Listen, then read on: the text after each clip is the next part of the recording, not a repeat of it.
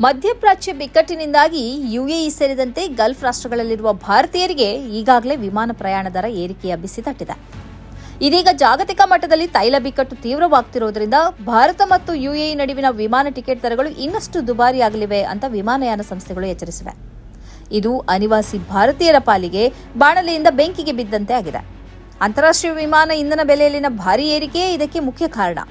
ಸದ್ಯ ಮಧ್ಯಪ್ರಾಚ್ಯದಲ್ಲಿ ನಡೆಯುತ್ತಿರುವ ಸಂಘರ್ಷ ಮತ್ತು ಹಾರ್ಮುಜ್ ಜಲಸಂಧಿಯಲ್ಲಿನ ಪೂರೈಕೆ ವ್ಯತ್ಯಯದಿಂದಾಗಿ ಕಚ್ಚಾ ತೈಲದ ಬೆಲೆ ಪ್ರತಿ ಬ್ಯಾರೆಲ್ಗೆ ಸುಮಾರು $111ಗೆ ಏರಿಕೆಯಾಗಿದೆ. ವಿಮಾನಯಾನ ಸಂಸ್ಥೆಗಳು ಎದುರಿಸುತ್ತಿರುವ ಅತಿದೊಡ್ಡ ಸವಾಲೆಂದರೆ ಇಂಧನ ವೆಚ್ಚ. ಭಾರತದಲ್ಲಿ ವಿಮಾನ ಇಂಧನವನ್ನು ಆಮದು ಮಾಡಿಕೊಂಡಂತೆ ಪರಿಗಣಿಸಿ ಹೆಚ್ಚಿನ ಸುಂಕ ಮತ್ತು ವಿಮೆಗಳನ್ನು ವಿಧಿಸಲಾಗುತ್ತದೆ.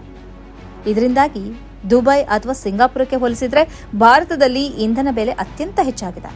ಒಂದು ವಿಮಾನದ ಒಟ್ಟು ನಿರ್ವಹಣಾ ವೆಚ್ಚದ 40% ಭಾಗ ಇಂಧನಕ್ಕೆ ವ್ಯಯ ಆಗೋದ್ರಿಂದ ಏರ್ ಇಂಡಿಯಾ ಮತ್ತು ಇಂಡಿಗೋದಂತಹ ಸಂಸ್ಥೆಗಳು ತೀವ್ರ ಆರ್ಥಿಕ ಒತ್ತಡಕ್ಕೆ ಸಿಲುಕಿವೆ. ಒಂದು ವೇಳೆ ಬೆಲೆ ಏರಿಕೆ ಹೀಗೆಯೇ ಮುಂದುವರೆದರೆ ವಿಮಾನಗಳ ಕಾರ್ಯಾಚರಣೆಯನ್ನೇ ಸ್ಥಗಿತಗೊಳಿಸಬೇಕಾದೀತು ಎಂದು ಸಂಸ್ಥೆಗಳು ಸರ್ಕಾರಕ್ಕೆ ಎಚ್ಚರಿಕೆ ನೀಡಿವೆ. ಈ ಪರಿಸ್ಥಿತಿಯನ್ನು ನಿಭಾಯಿಸಲು ಭಾರತ ಸರ್ಕಾರ ಕೆಲವು ಕ್ರಮಗಳನ್ನು ಕೈಗೊಂಡಿದೆ. ಇಂಧನ ಬೆಲೆ ಏರಿಕೆಯ ಮಾಸಿಕ ಮಿತಿಯನ್ನು 25%ಕ್ಕೆ ನಿಗದಿಪಡಿಸಲಾಗಿದೆ ಮತ್ತು ವಿಮಾನ ನಿಲ್ದಾಣದ ಶುಲ್ಕಗಳನ್ನು ತಾತ್ಕಾಲಿಕವಾಗಿ ಕಡಿತಗೊಳಿಸಲಾಗಿದೆ. ಆದರೂ ಸಹ ಅಂತಾರಾಷ್ಟ್ರೀಯ ಮಾರ್ಗಗಳಲ್ಲಿನ ಇಂಧನ ದರ ಏರಿಕೆಯ ಪ್ರಯಾಣಿಕರ ಮೇಲೆ ನೇರ ಪ್ರಭಾವ ಬೀರಲಿದೆ. ಟಿಕೆಟ್ ದರ ಏರಿಕೆ ಮಾತ್ರವಲ್ಲದೆ ಮುಂದಿನ ದಿನಗಳಲ್ಲಿ ವಿಮಾನಗಳ ಸಂಖ್ಯೆಯೂ ಕಡಿಮೆಯಾಗುವ ಸಾಧ್ಯತೆ ಇದೆ.